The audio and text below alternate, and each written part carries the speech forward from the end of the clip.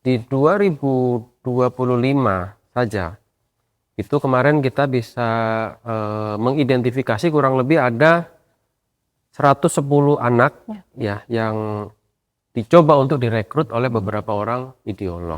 Lalu mereka diajak untuk bergabung di dalam fitur-fitur lain seperti website. Nah, di website itu sudah bicara ideologis gitu ya. Sudah membahas tentang kekerasan. Ada juga beberapa fitur media sosial yang menyediakan channel terbuka gitu. Artinya ketika anak-anak itu digiring untuk memasukkan kata kunci tertentu, mereka sampailah di alamat channel ini.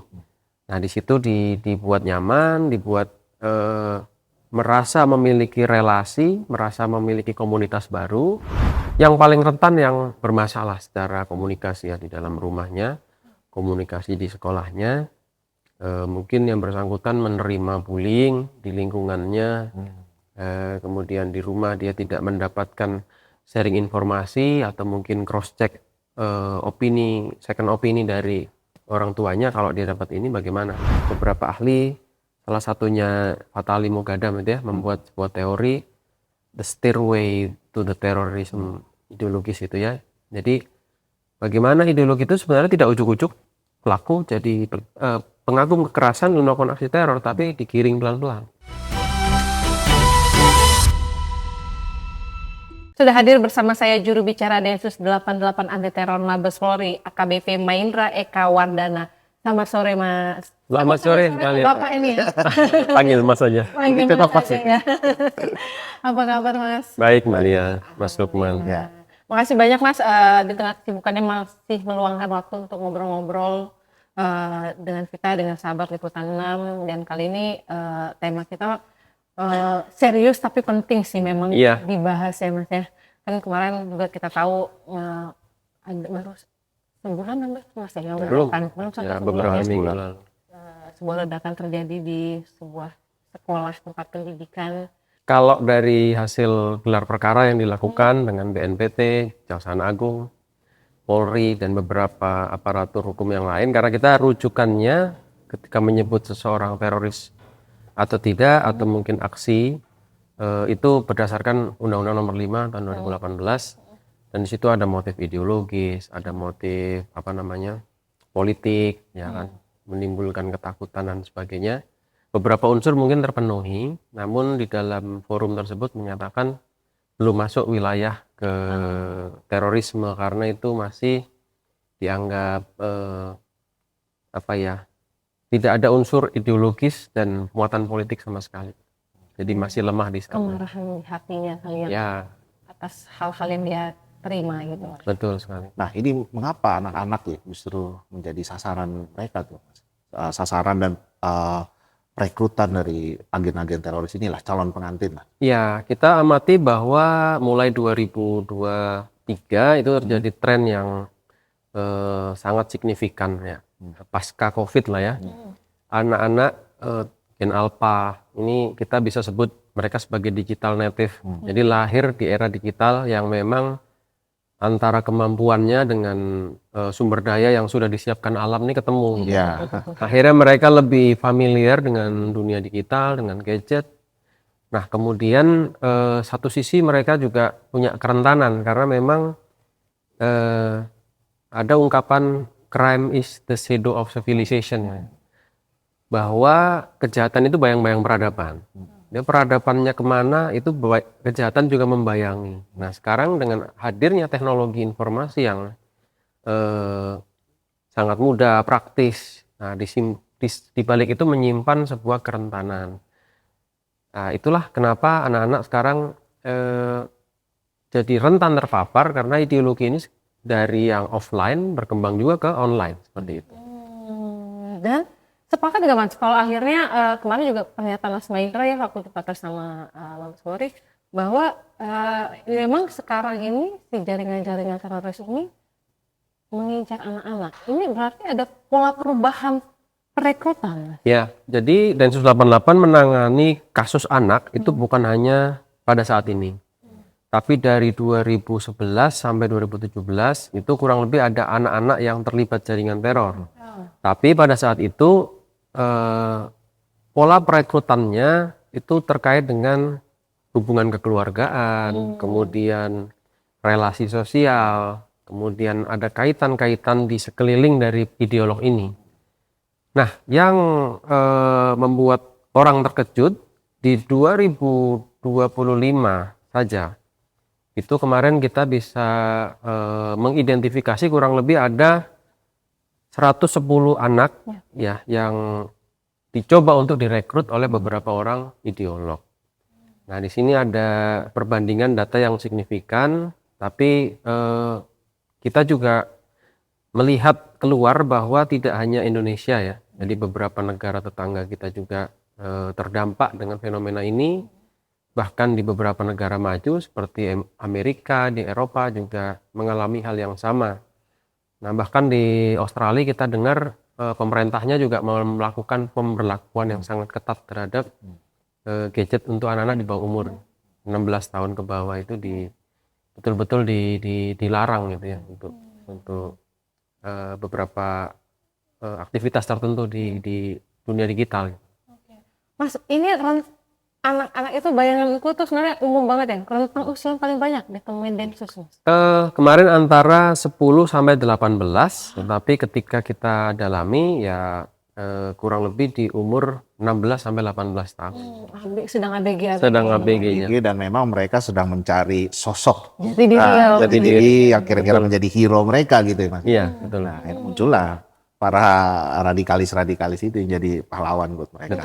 Betul sekali, Mas. Mas, modusnya apa nih? Maksudnya pola-pola perekrutan mereka ini seperti misalnya kalau yang pernah Mas paparkan kita kan kita lewat medsos, game online gitu kan.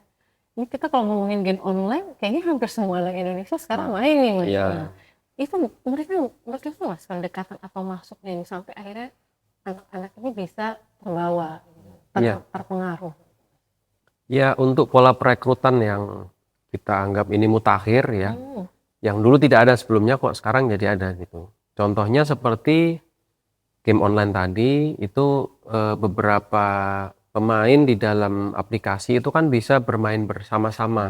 Mabar lah. Mabar. Nah, kemudian di sana ada kolom chatnya, mereka bisa berinteraksi, kemudian saling tukar handphone, nomor WhatsApp dan sebagainya, atau nomor aplikasi media sosial yang lain, dan di situ terjadi saling komunikasi. Lalu mereka diajak untuk bergabung di dalam fitur-fitur lain seperti website. Nah, di website itu sudah bicara ideologis gitu ya, sudah membahas tentang kekerasan. Ada juga beberapa fitur media sosial yang menyediakan channel terbuka gitu. Artinya ketika anak-anak itu digiring untuk memasukkan kata kunci tertentu, mereka sampailah di alamat channel ini. Nah, di situ dibuat nyaman, dibuat merasa memiliki relasi, merasa memiliki komunitas baru.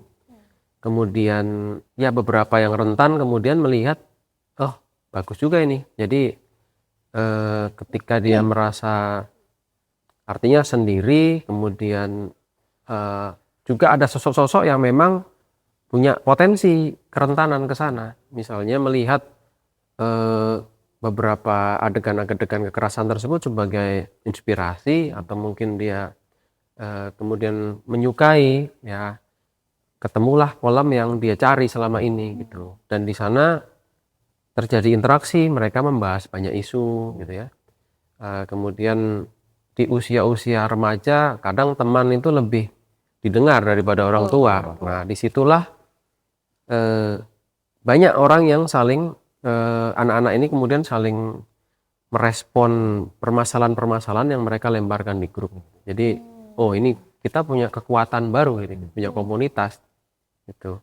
Nah, di situ yang membuat akhirnya si anak tanpa ada tekanan ya, mereka merasa nyaman.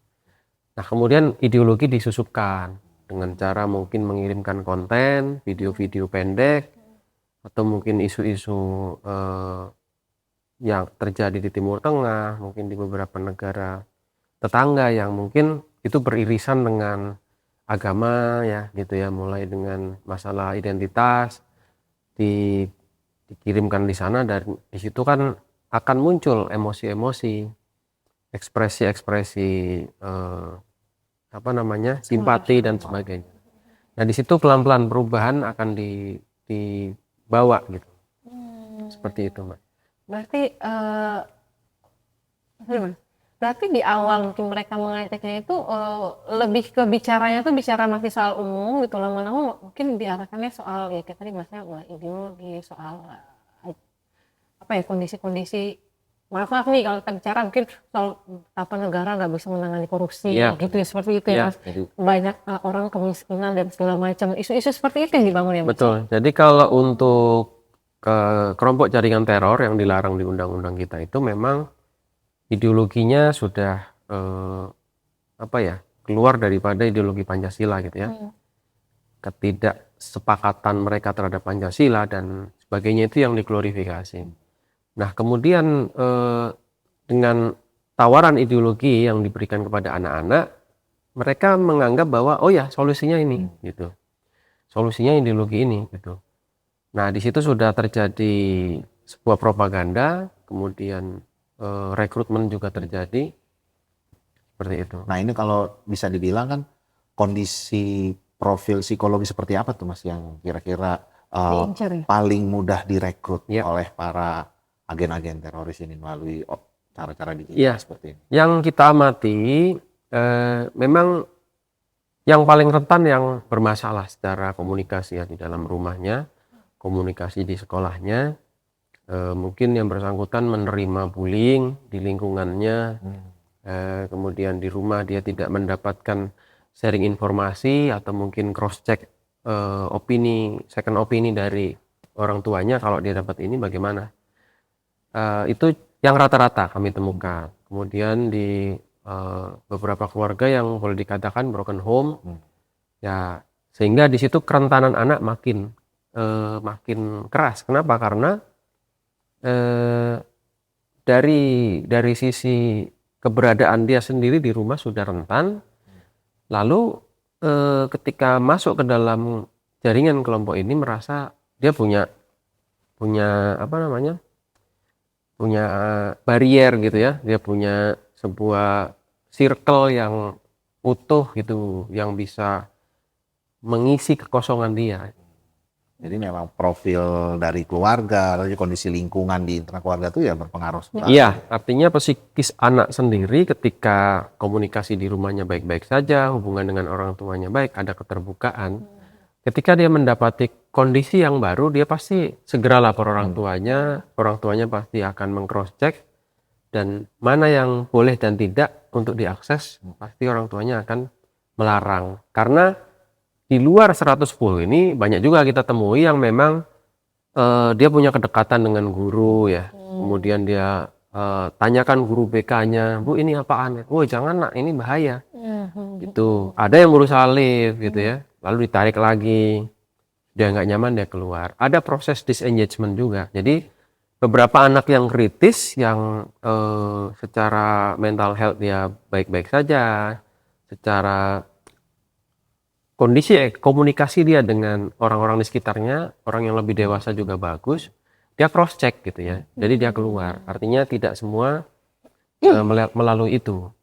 Dan selain game online juga ada beberapa fitur lain ya, seperti video yang anggaplah itu ideologis, kemudian di uraian video itu kan ada narasinya, disematkan link di sana, tuh anak langsung masuk ke dalam channel tersebut, atau mungkin dari yang sudah masuk ada di dalam channel itu merekrut temannya lagi secara offline juga bisa, karena memang sifatnya ideologis dan selalu mencari rantai ya untuk memperkuat jaringannya seperti itu. Mas, kalau dulu koreksi itu mungkin kalau salah gitu Mas ya, dulu kan orang tuh akhirnya termasuk lah dalam jaringan ini kan karena menyebutkan soal surga dan segala macam agama. Nah kalau untuk anak-anak ini Mas, maksudnya yang ditawarkan mereka ini sampai si anak-anak ini mau ikut bergabung, ikut memahami ajarannya mereka itu apa ya Mas? Kalau yang ditangani Densus kemarin Hmm. kebetulan kaitannya dengan jaringan ISIS ya. Hmm. ISIS kita tahu sempat berjaya di Irak dan Suriah tahun 2014 sampai 2017. Mereka menguasai sumber daya, menguasai wilayah yang sangat luas. Mereka bisa membuat sebuah perusahaan media dan begitu masif ya. Nah, kemudian di dalam penurunan aktivitasnya, kemudian media-media tersebut karena didigitalkan, ini kemudian menjadi residu gitu, menjadi residu dan menyebar. Juga para pengikut simpatisan juga ternyata masih banyak yang gemar untuk menyebarkan kembali konten-konten itu. Nah, itu yang menjadi peluru ya ibaratnya. Konten-konten tersebut jadi peluru untuk menyasar anak-anak ini, Mbak. Mas, kalau kemarin kan sempat ada yang ditangkap itu ya Mas ya, pelakunya itu ya Iya. Mas ya, sekitar bulan bulan November ini ya. Nah, nggak tahu mungkin boleh diulas sedikit nggak Mas? Seperti apa jaringan itu Mas? Maksudnya semasif apa dalam perekrutan anak-anak ini Mas? Ya, karena kita lihat bahwa di 2025 itu saja angkanya nggak kecil, pastinya mereka punya aktivitas yang luar biasa kuat gitu ya. Dan beberapa orang yang ditangkap memang cukup kuat ideologinya sampai itu maksudnya memenuhi unsur untuk dilakukan penegakan hukum. Dari beberapa orang dewasa ini mereka juga punya aktivitas yang lain selain melakukan rekrutmen. Ada ancaman-ancaman teror kemudian kita jumpai di sana. Nah, ini relasinya unik juga karena tidak saling mengenal sebelumnya. Itu beda dengan yang konvensional, mereka seperti yang saya sebutkan tadi merekrut orang-orang yang terdekat. Gitu. Nah, yang ini dia tidak saling mengenal antara yang merekrut dan yang direkrut, tapi bisa bertahan di grup itu ya. Kemudian kita nilai ada yang sudah kuat keterpaparannya ketika salah satu dari anak ini aktif gitu ya, membahas isu-isu yang dilemparkan di sana, bahkan mendownload lagi kontennya dan menyebarkan lagi ke temannya, tuh berusaha untuk merekrut temannya lagi gitu.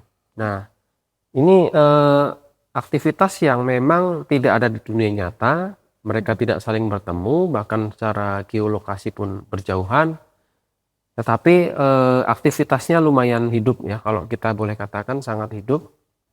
Ini yang menjadi kekhawatiran bersama. Nah, kalau untuk ini bisa dibilang kan pola baru ya. Pola baru perekrutan terorisme di kalangan anak muda, lalu juga remaja melalui digital gitu kan, game online dan lain-lain. Nah, ini dari Densus sendiri apakah sudah melakukan adaptasi penanganan untuk membuat ini? Karena bisa dibilang ini satu yang mutakhir dan pastinya pendekatan dan juga penanggulangannya kan juga tentunya berbeda ya. Iya, Mas. Jadi dengan adanya perpindahan ini sebenarnya bukan hal yang sangat baru, cuman yang terbaru ini lebih cepat dan lebih aktif gitu. Indikasi dari 2010-an itu sudah dilakukan adaptasi. Oleh karena itu, karena terorisme ini sangat dinamis, juga instrumen hukum juga berubah di negara kita amati ada beberapa pergantian undang-undang dan aturan itu bukan semata-mata karena negara tidak konsisten, tetapi karena merespon perkembangan aktivitas teror ini sendiri gitu. Nah, dengan adanya perubahan instrumen hukum tentunya ada perubahan operasional juga di lapangan, fasilitas dan sebagainya, kemudian kemampuan Densus 88 sendiri untuk merespon tantangan tersebut. Saya ambil contoh ketika pasca Undang-Undang Nomor 5 Tahun 2018 di sana mengamanatkan adanya tindakan pencegahan. Nah, pencegahan di sini kita maknai dua hal. Yang pertama, pencegahan secara soft ya, secara lembut gitu ya. Kemudian yang kedua pendekatan pencegahan secara hard. Gitu. Jadi soft approach-nya, pendekatan lunaknya yaitu pendekatan ideologis. Ada edukasi, ada kemudian kontranarasi. Tidak hanya kita lakukan dari lembaga kami, tetapi juga melibatkan semacam Kementerian Agama, organisasi-organisasi besar seperti NU, Muhammadiyah, dan beberapa organisasi lain, bahkan pondok pesantren, lembaga edukasi dan sebagainya, itu untuk melakukan respon terhadap penyebaran propaganda digital yang masif ya secara preemptif. Lalu untuk hard approach-nya diantaranya ada patroli cyber. Konten mana yang menyebar dengan akun anonim, ya kita laporkan ke Komdigi. Dan di 2025 ini hampir 5.000 konten yang kami laporkan itu yang terkait terorisme saja. Ada juga yang mencoba untuk menyebarkan pemahamannya melalui radikalisme dulu. Mereka nggak bicara kekerasan dulu, tidak bicara memberontak dulu atau kekerasan yang lain ya, saling melukai, membuat aksi teror dan sebagainya. Tapi diajak dulu membenci Pancasila dulu, diajak membenci NKRI dulu, diajak merusak dulu Bhinneka Tunggal Ika gitu. Itu terjadi dan itu dideteksi bukan akun teror, bukan konten teror, tetapi itu jembatan menuju teror gitu. Makanya pengiringan itu bisa dilihat tahap-tahapannya. Nah itu di dalam sisi pendekatan digital soft approach preemptif. Yang represif mungkin sudah dilakukan take down atau mungkin kegiatan penegakan hukum seperti ini, para ideolog yang memang memenuhi unsur hukum untuk dipidanakan ya dilakukan penegakan hukum. Dalam hal untuk mengantisipasi jangka pendek, menengah maupun jangka panjangnya bahaya yang akan ditimbulkan daripada aktivitas mereka ini. Kalau di take down itu berarti dia seperti akun judul nggak sih gitu, Mas? Misalnya ketika di take down, tahu dia ntar ada lagi apa anakannya baru lagi seperti itu nggak sih? Kalau untuk akun-akun teroris itu seperti itu nggak sih? Tantangannya adalah memang sangat mudah membuat akun, sangat mudah membuat konten, sangat mudah mereka memperdaya sistem deteksi daripada platform gitu ya. Ada beberapa yang melarang adanya gambar darah dan sebagainya. Mereka nggak pakai itu. Mereka pakai gambar yang lebih inosen. Seperti itu yang membuat platform itu menjadi kewalahan juga gitu ya. Jadi mereka kan juga basisnya dari negara mana. Mungkin mereka nggak paham tentang isu-isu lokal gitu ya. Misalnya taruhlah ada tradisi yasinan di negara kita. Ada tradisi mungkin menyambut Ramadan seperti apa. Nah itu diserang dengan beberapa konten bahwa itu salah dan sebagainya. Nah platform yang dari Rusia sana kira-kira ngerti nggak itu kan nggak paham. Iya. Beredar luas gitu dan itu mendegradasi pemikiran. Ketika perbedaan tersebut dibesarkan kemudian diglorifikasi, oh ternyata nggak semua umat beragama itu sepakat ya, beda ya kita ya. Jadi disisihkan dulu dari komunitas yang umum, akhirnya menjadi lebih eksklusif. Lebih eksklusif lagi. Lalu ditawarkanlah beberapa aksi-aksi yang itu bagi mereka sebagai jalan pintas. Jadi ini orang-orang terpilih harus melakukan ini. Nah, di sana ada pengiringan sebagaimana beberapa ahli, salah satunya Fatali Moghadam itu ya, membuat sebuah teori the stairway to the terrorism ideologis itu ya. Jadi bagaimana ideologi itu sebenarnya tidak ujuk-ujuk pelaku jadi pengagum kekerasan melakukan aksi teror, tapi digiring pelan-pelan. Nah ini kenapa kekhawatiran kita cukup tinggi ketika ini difokuskan atau mungkin sasarannya kepada anak. Karena anak ini kan masih panjang. Pak Mahendra, ini kan kalau kita bicara hard approach-nya dari Densus ini kan pasti tak lepas dari pro kontra juga ya Pak ya. Bagaimana proses ya kita bilang penangkapan dan segala macam ya itu. Nah sebenarnya apalagi ini kan kaitannya dengan anak nih. Jadi pasti kan pro kontranya mungkin ya kalau bisa saya bilang semakin tinggi ya, bagaimana mungkin batasan bahwa oh ini anak ini termasuk mulai terindikasi gitu, oh anak ini sudah terpapar gitu, atau oh anak ini bahkan sudah terjerumus kayak gitu. Nah itu bagaimana Pak dalam hal menjunjung hak asasi manusia juga Iya. memproteksi anak-anak ini Pak dalam penanganan Jadi teroris untuk dan menghilangkan kesan ada kriminalisasi. Nah, Oh iya. Itu kan iya. apa ya? Ya kalau kita Iya, iya. apalagi ini anak sedikit ya sangat sensitif ya, Iya. tentu ya Mas ya.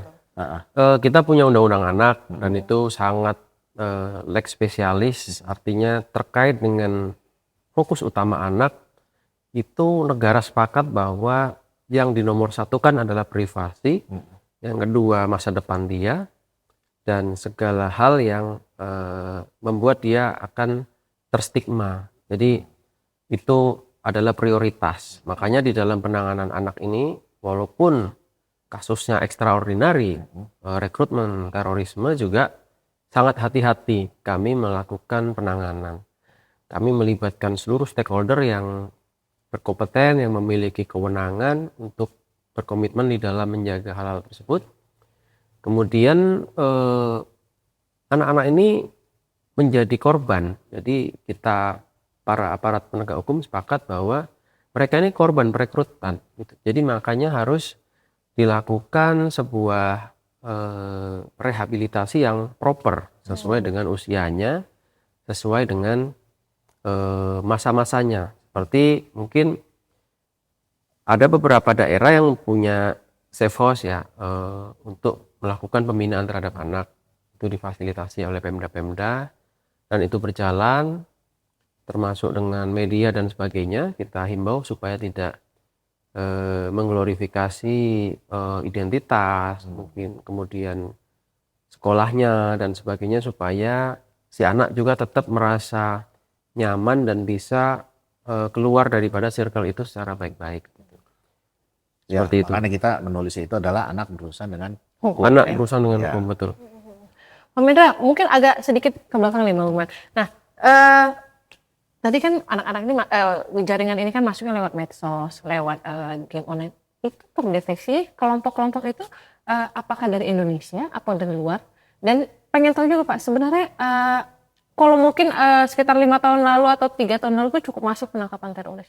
Sebenarnya di Indonesia sendiri teroris-terorisme seperti apa ya Pak Syed? Atau dia masih sangat kuat kan jaringan-jaringan mereka? Terus Ya karena sifatnya ideologis ya, kita bisa mengatakan bahwa bahaya laten itu ada karena sifatnya kan pemikiran gitu. Kemudian juga sasaran tadi anak, pemuda, pelajar, ini tentunya mereka punya masa depan yang panjang. Ya amit-amit kita tidak inginkan kejadian seperti bom Surabaya dulu. Iya. Bagaimana salah satu pelaku di 2018 itu terpaparnya dari sejak dia sekolah gitu. Kemudian sudah sangat lama sekali dia menyimpan ideologi itu, kemudian menyebarkan ideologinya di sekelilingnya, termasuk istrinya bahkan anaknya, dan mengajak untuk melakukan aksi teror gitu. Artinya itu ada sebuah ancaman yang skalanya jangka panjang. Nah, jadi jangka pendek tentunya Densus 24 jam melakukan deteksi dini, deteksi aksi, melakukan tindakan-tindakan yang sifatnya preventif ya. Karena apapun yang dilakukan ketika ada kejadian, tentunya satu saja itu membuat orang merasa takut ya. Kemudian publikasi media dan sebagainya membuat akhirnya juga citra bangsa Indonesia juga di mata negara lain itu harus dipertahankan. Dan untuk membuat sebuah stabilitas keamanan itu pertaruhan juga, tidak hanya dari sisi keamanan sendiri tetapi juga sisi ekonomi, kenyamanan berinvestasi dan lain-lain itu harus dijaga.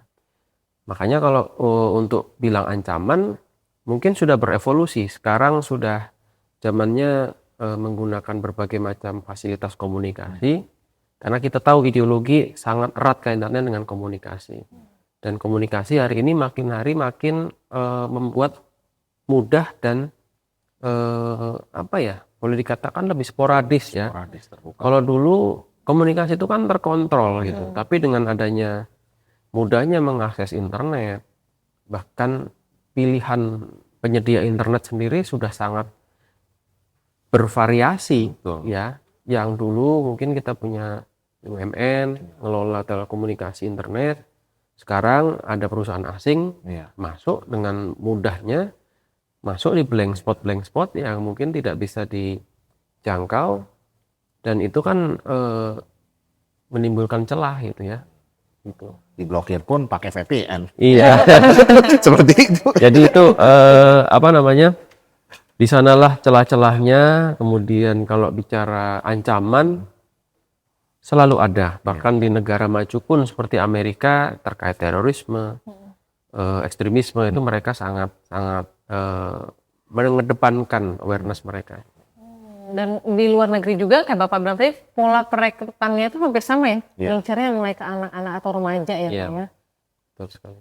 Karena mungkin remaja paling kita karena jati diri mungkin lebih dianggap lebih mudah dimasuk. Dia berpikirnya sangat pendek, anak-anak. Apa yang dilihat itu yang dia simpulkan. Kemudian ketika dia merasa nyaman, ya disitulah tempat dia untuk berlindung. Lalu dia tidak mungkin analisa hukum ini salah benar atau pasal mana yang saya langgar. Terlalu jauh bagi mereka. Celah-celah itu yang menjadi kerentanan. Maka jadi peran keluarga itu sangat vital sekali ya gitu Betul, ya Mas. Mas ya. Untuk membina anak-anak Membentengi ini, anak-anak membentengi ini, supaya ya. tidak terpapar. Pak, ini nggak tahu boleh disampaikan atau enggak. Kalau dari 100-an lebih anak itu mungkin pernah ada yang densus mereka tuh kurun waktu sampai benar-benar akhirnya intens. Ibaratnya diteror juga ya. Sebenarnya itu kan bagian dari teror ya, diajak ngobrol dan segala macam.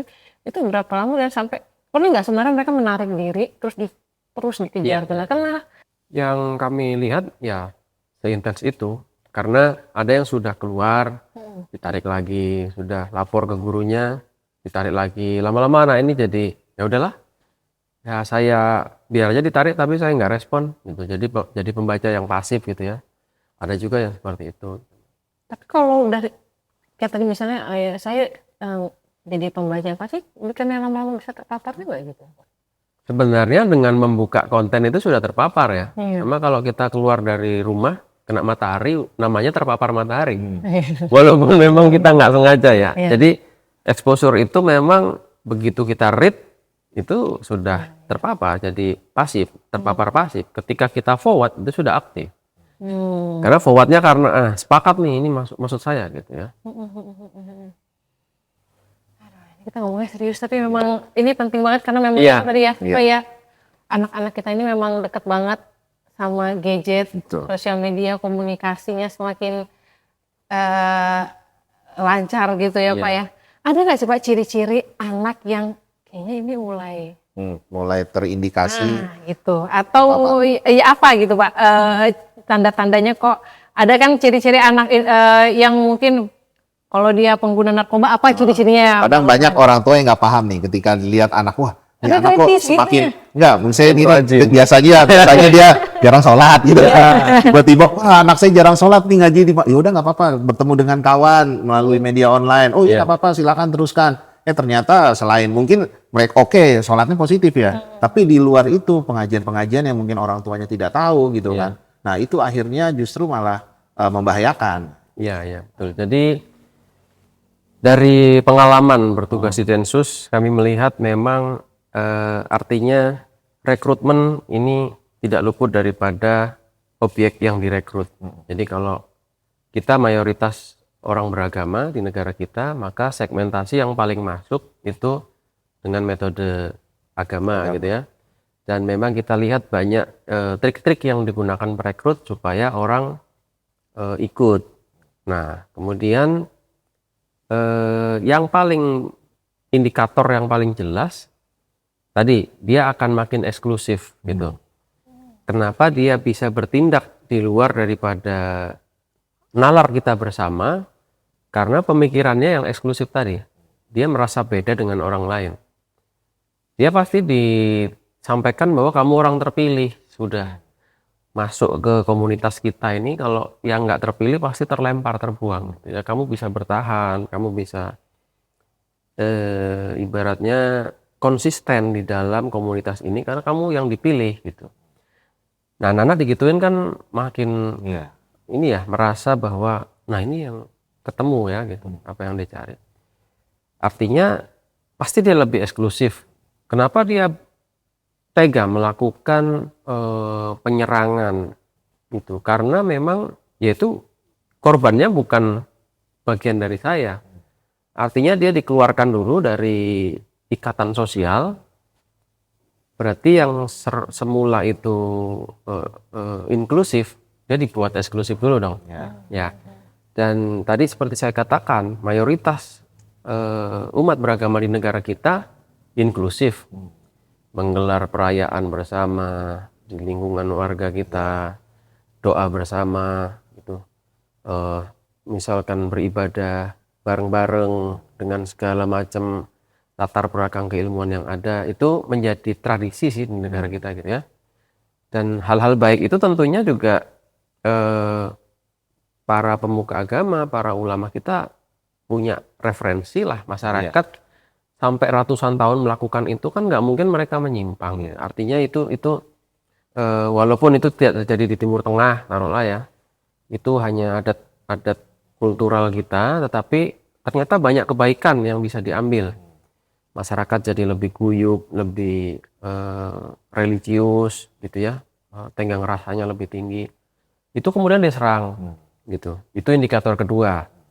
Wah, itu nggak boleh, itu salah, ya kan? Yang pasti dia akan nyeleneh di dalam praktek bermasyarakat, di dalam praktek sosial.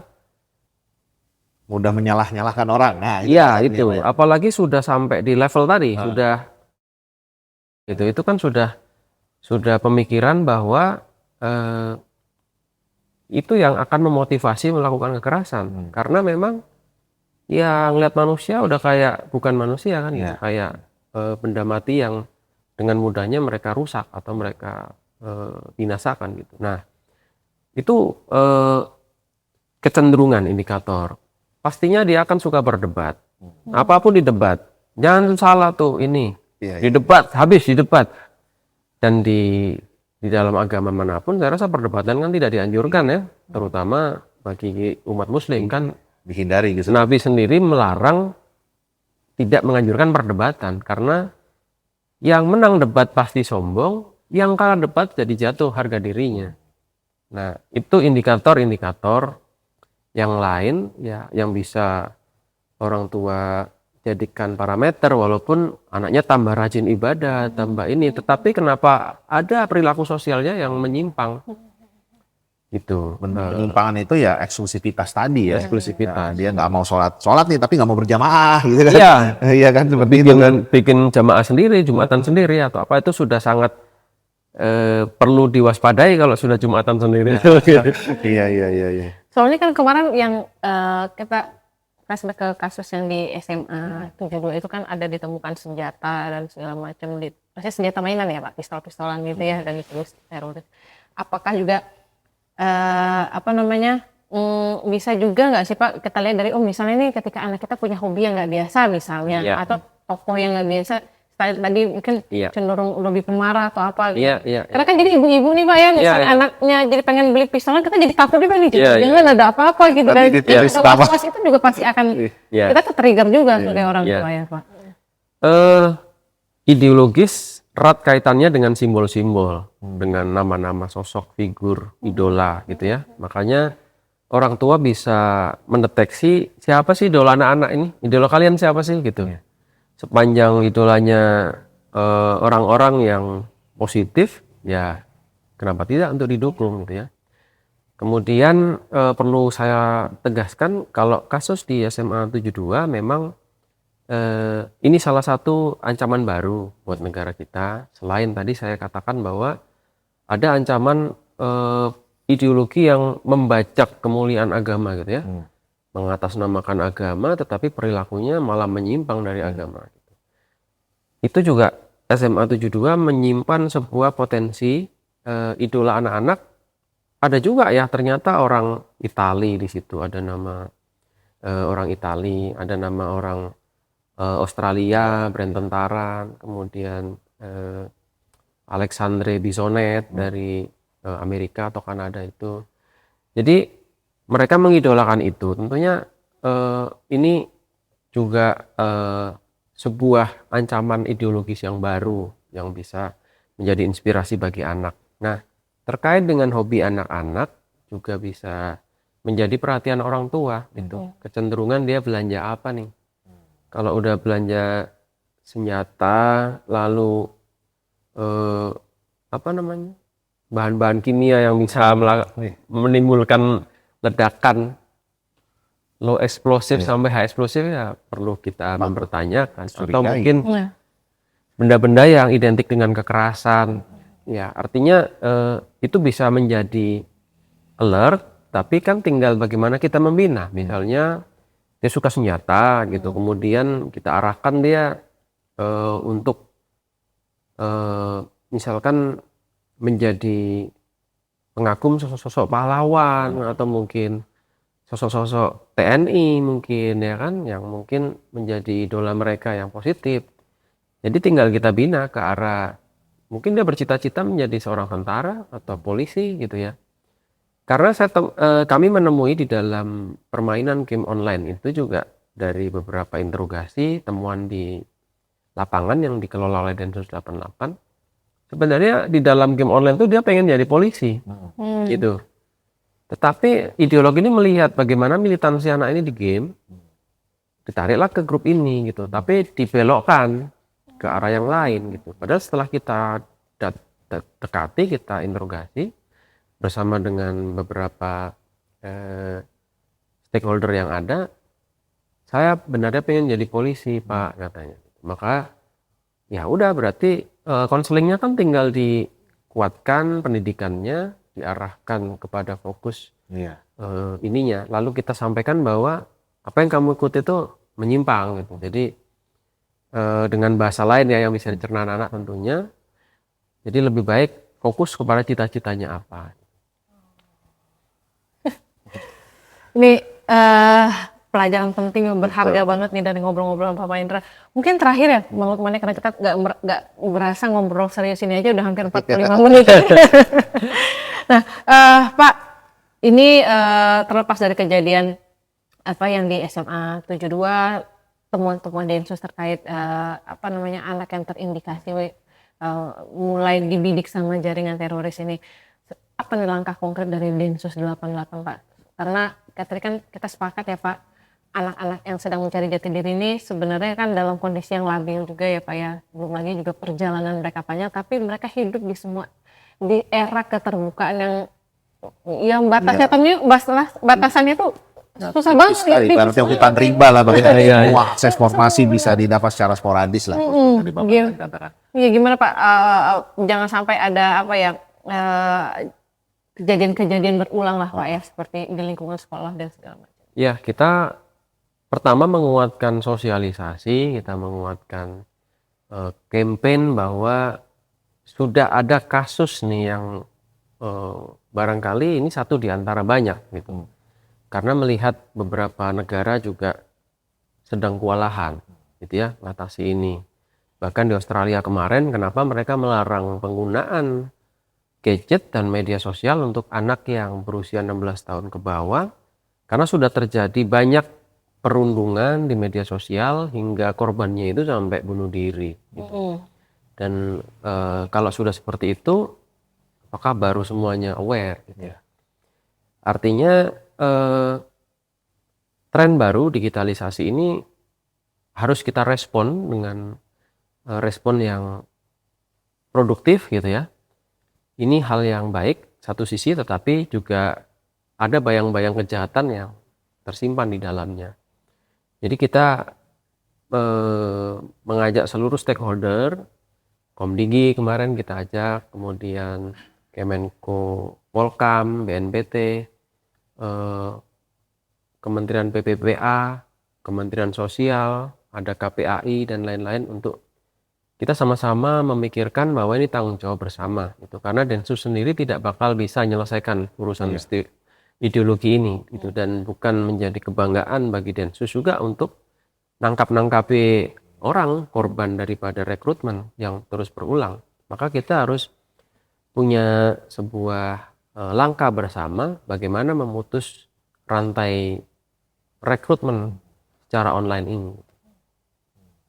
Seperti itu, jadi itu juga sudah dilaksanakan dan saat ini sedang berjalan. Harapan kita memang segera ada langkah ya yang konkret, juga orang tua sebagai gerbang pertama proteksi anak-anak yang punya otoritatif sampai masuk ke dalam kamar anak untuk menginspeksi handphonenya gitu ya, mengarahkan mana yang baik, yang tidak baik, mana yang boleh mereka akses dan mana yang tidak. Nah, itu yang paling besar perannya. Artinya mencegah tentunya lebih baik daripada melakukan penegakan hukum.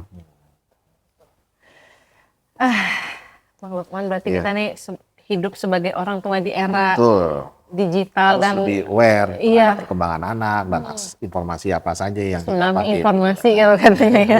Jadi sebenarnya bukannya anaknya aja yang diprotek, orang tuanya juga harus lebih protektif Ya, juga harus gitu ya. harus menjadi tempat menjawab semua pertanyaan anak, karena dia akan menemukan semua fenomena yang baru. Jadi pasca COVID itu anak-anak lebih erat lagi, belajar lebih erat lagi. Orang tua pun juga tuntut juga harus lebih pintar. Iya. Harus tahu update kejadian, oh terjadi ini di SMA 72, terjadi ini di mana. Nah, makanya baca liputan 6. Iya. Dia tahu informasi-informasi yang Betul, baru betul, terjadi kan. Jangan sampai orang tua kalah sama medsos ya. Betul. Pak Maindra, Kang Gigi, terima kasih atas Makasih banyak Mas Lukman. Ya, oke. mudah-mudahan informasi ini diserap dengan sebaik-baiknya dengan oleh sahabat liputan 6, khususnya orang tua ya, karena memang kayak tadi kita bilang anak kita ini otoritas terbesar yang ada di kita, jadi tanggung jawabnya juga ada di kita walaupun memang mungkin dia ada lingkungan di sekelilingnya. Betul. Mudah-mudahan juga Densus terus semangat ya, Ya. memberantas jaringan-jaringan teroris. Kita juga mohon sebagai orang tua bantu Pak menyelamatkan anak-anak kita. Iya. Semoga kita tahun depan nih, tahun 2026 kita semakin minimal tidak lagi mendengar ada anak-anak yang terpapar jaringan teroris. Amin. Terima kasih Pak, sehat selalu, Ya, sehat selalu terima kasih. Pak. Oke, selamat.